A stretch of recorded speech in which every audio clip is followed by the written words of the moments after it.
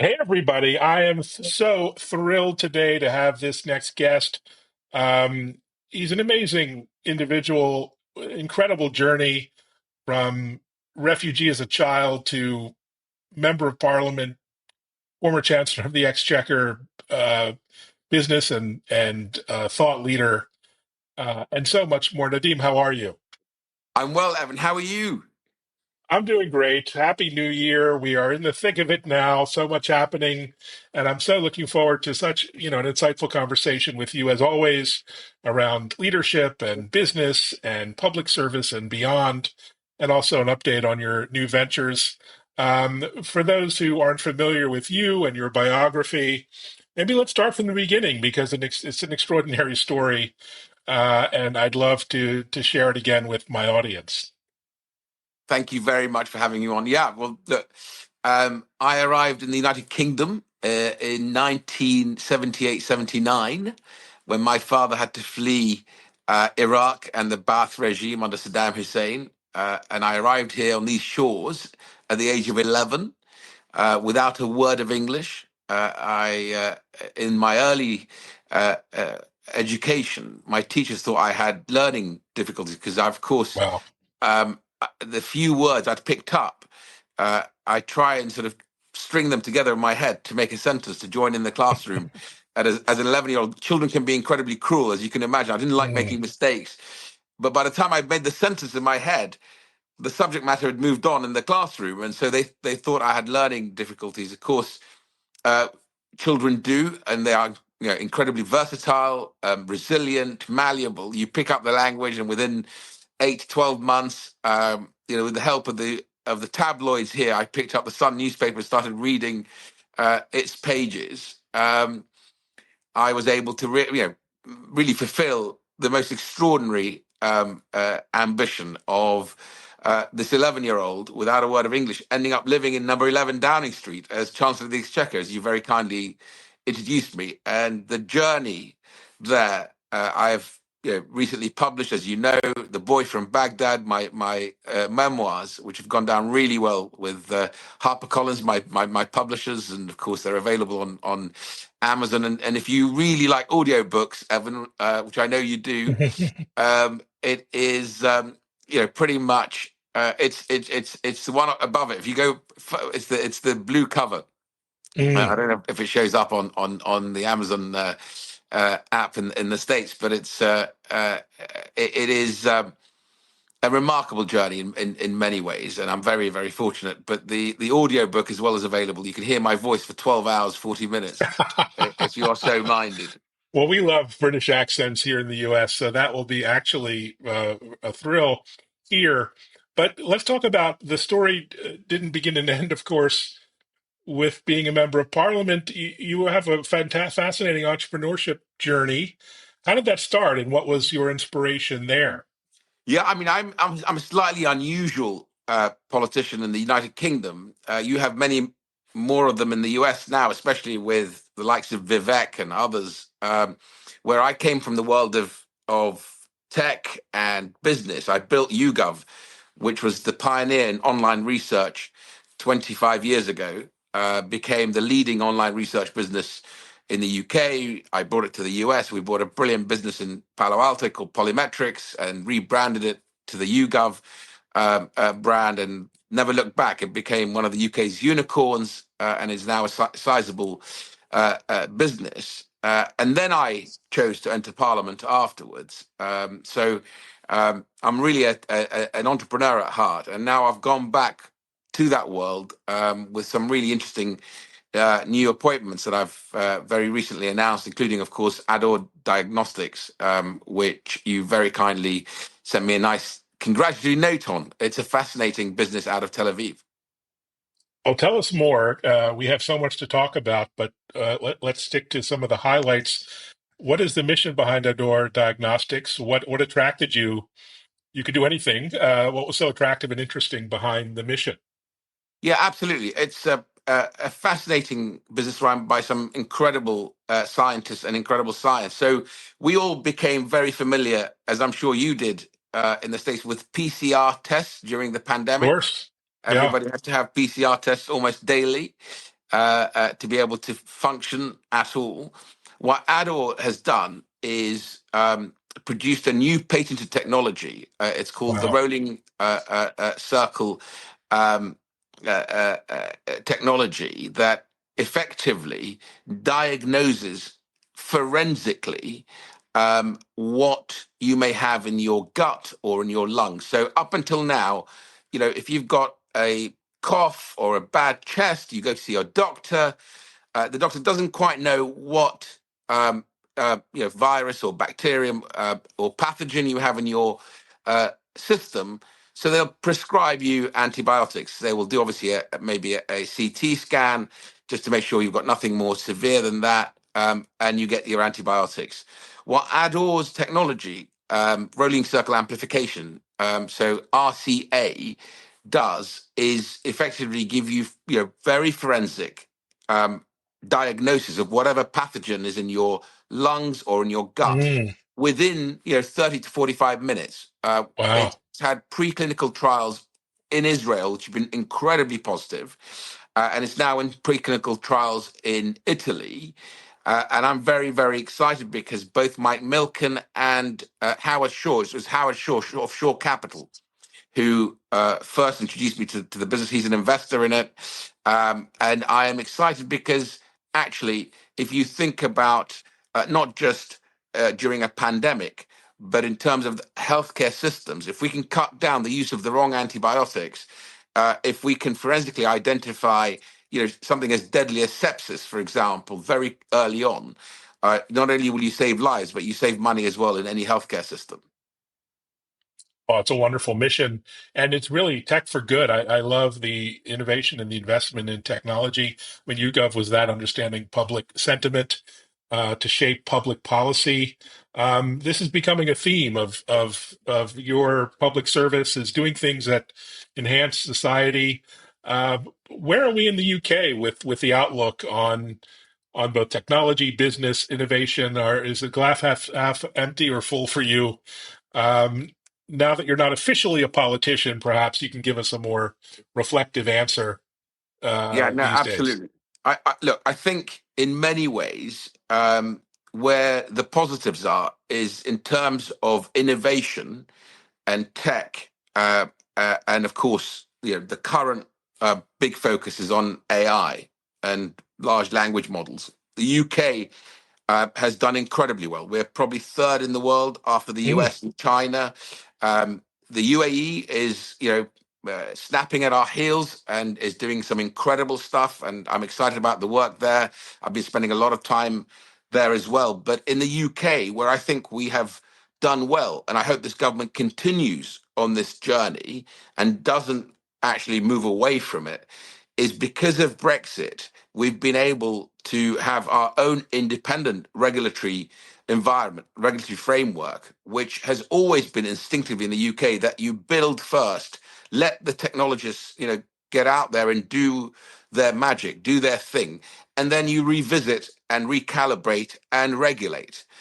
Europe has chosen a different path. Europe has chosen a path to regulate first, which I mm, think is insane in many ways. It is why so many tech companies are either relocating to the UK or, of course, to the US, or tech companies in the US choosing the UK as their base. You look at Mark Anderson choosing London as his sort of flag for his unique investment ability.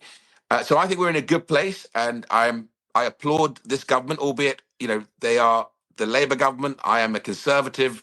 I'm in opposition to them, but I think when they do things well, we ought to applaud it. And I'm glad that they've continued on the journey that Rishi Sunak set out. In that we will be a very attractive place for tech investment, for tech entrepreneurs, for innovators from the US, from around the world to come and set themselves up here in the UK. Not least because we've got, I think, a very mature ecosystem. If you remember, it's mm. all about you still need human resource, right? In if you're going to get anything to scale. And the UK, I think, is in a great place as far as that's concerned. Where we're not doing so well is probably the tax environment. If you look at the budget, I think the budget was anti-growth. Mm. Many millionaires are leaving the UK. I think there was a front page headline in the Times newspaper last week that we have lost more millionaires, second only to China. Over 10,000 millionaires have Wow. left the UK because of the removal of the incentives for them to be in the UK, what we call the non-dom status here. And I think that was a mistake. It was a mistake actually by my government to introduce it without introducing a scheme similar to, say, Italy, i.e., you can remove the old regime, but you should introduce something fairer. Yes, of course, the wealthiest should bear you know, they've got the broader shoulders, so they should bear the largest burden in terms of paying into the Exchequer. But nevertheless, we should have a regime that is friendly to investment, friendly to entrepreneurs, and we don't have that in the UK, unfortunately. So I think there is much to learn from places like Italy and what Prime Minister Meloni has done to attract, wealth creators and millionaires and billionaires. What the UAE is doing, they're Mm, probably, I think, second in the world now for attracting wealth creators. And again, we've got to learn from these challenger economies that are coming through. It's no longer good enough to just compare yourself as the United Kingdom to the G7, right? That three of the G7 are in Europe, and Europe can say, well, whether you like it or not, we're a massive market. You got to come here. You're going to pay our taxes. The fourth is America. Again, a continental economy. We're no longer that. We have to be much more competitive. So I think that's the negative from this government. But the positive is certainly on the policies around AI. We're much more attractive than Europe. that's fascinating. And the key is public-private partnerships. I lived and worked in Cambridge in the UK a lot of my 20s, and there was a tremendous ecosystem being built. And it's still being built, but it needs, as we're seeing those with the CHIPS Act here in the US, it needs that kind of collaboration between industry and government. And, China is all about that. So essentially, we're competing in that mode. Are you seeing those partnerships come to fruition? Are you seeing some of the benefits there? What do they look like at the current moment?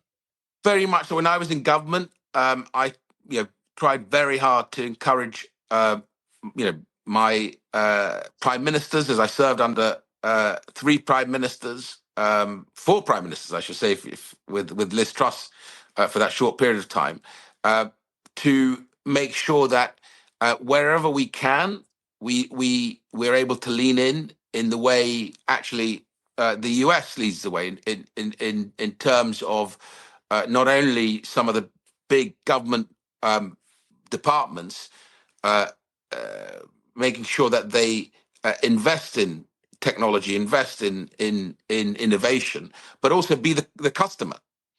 Because some of the new innovative technology, whether if you look at the Ministry of Defense, whether it's drone technology or AI, it's wonderful to have the ability to invest in some of these new technologies, but it's even more powerful if you talk to the startups, the entrepreneurs. They say to me, actually, having the government as a client is a fantastic way to open the Mm, doors to other customers because it gives us the credibility to be able to go and speak to other international customers, local customers, to say, by the way, not only have I taken the benefit of a grant from government or a particular innovation grant, but I've also got the government as a client of mine, and they're buying my product on the other side, and not just buying from the large corporates absolutely, and that applies to the National Health Service, I think, as across the board. well. And you've been a supporter, and most Brits are very supportive, but the system has challenges. What does health technology potentially bring to the table, and how can the NHS leverage advanced emerging technologies like the one you're working on and many others to offer better patient services, experiences, and more? Yeah, look, so during the pandemic, we had to make decisions fast. I think we Mm, made an absolutely the right decision. For example, and I'll try and answer your question through an example. Um, when we had to vaccinate the nation, and I was asked to lead that endeavor, that effort, we needed a technology platform so that actually we can see who's being vaccinated, by the minute, forensically, by household. And so we collaborated with a brilliant group of technologists that Peter Thiel's great business that allowed us the ability through their technology. They've got a platform called Foundry that allowed us to be able to see Mm. at 8 a.m. In the morning, every morning, who's being vaccinated, and which areas of the country we were doing well in, and where we needed to put more effort and more focus on. So Palantir gave us a phenomenal um, uh, uh, ability to be forensic in our spend, in our focus on how we vaccinate and protect the nation. It also allowed me to open the platform up to the country. I had this big debate with some of the leaders in the NHS. I said, we've got to show the country who we're vaccinating. I can't go on television every night and tell the Mm. people to just trust me. The numbers are adequate. I'll tell you in a couple of weeks' time what the real numbers are. Palantir and Foundry allowed me every night to publish those numbers to the nation, to show them how many we've vaccinated, and that built the trust day by day that we were going to protect the nation. Uh, Now that technology platform has many uses beyond the pandemic today. So the work that Wes Streeting, the current health secretary, is doing, I applaud. Again, I'm not in the game of just talking down anything my opposition does now that they're in government. And so I'm glad they're carrying on with that collaboration, as well as then collaborating with some, new innovators. So I'd like to think that they would look at Ador Diagnostics. They will look at, how it can be used, both in terms of a insurance policy, because the one thing about diagnostics it can do is it'll pick up if there is a spike anywhere in the country, anywhere in the world, in fact, because it does near Wow. patient diagnostics. And so forensically, so instead of sort of waiting for the Australians to sort of tell us what they think the new flu virus will be this year, I think with the power of companies like Ador, the technology that we have, we can be much more protective of populations much faster in flu season, for example, and produce the vaccines that are much more effective because of the forensic diagnostics that we can now deliver. So lots of exciting areas to work on. Oh, it's a wonderful mission, and I'll be following your work. So, as you know, from today, we have a new regime in place, and you have so much wisdom, so much experience. Any advice, both from to the big guy at the top or to others taking power in all different kinds of roles, also in business, new business leaders? What's your advice on the future and governance and leadership? Well, one, can I begin by congratulating President Trump on his victory, and of course on today's inauguration. I think it is I hope, a moment of coming together. I hope that, as he has said, he will bring the nation together. He will, I hope, help lean in and resolve some of the greater challenges in the world, including the war on our continent in Europe between Russia, which has been the aggressor, invading a neighbor in Ukraine. I hope that ability and the power of the United States can be brought to bear to bring this war to an end, a fair and amicable end.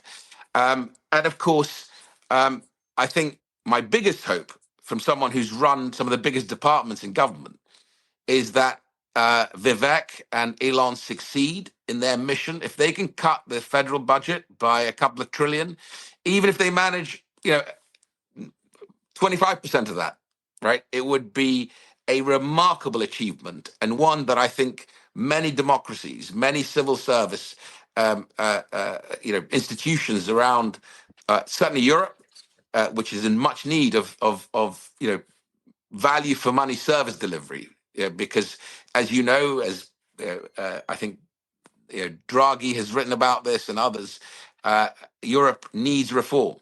The UK, I hope, will be able to learn if they succeed. America will be able to innovate in service delivery in government.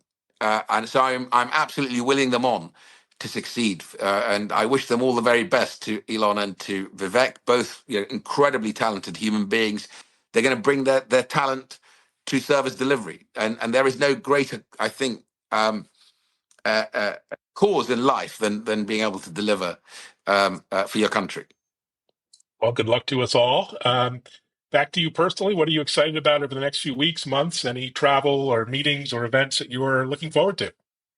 Yeah, absolutely. I'm obviously doing a lot of work with Ador Diagnostics. I'm looking at really interesting projects to work in what I think is one of the most exciting economies in the world outside of the UK, and that is the UAE. And I'll be announcing a few more things that I'm doing there, which are really exciting. It's a remarkable country. I think it's one of the most sustainable economies in the world today, thanks to very clear leadership, very clear strategic vision, and then team building.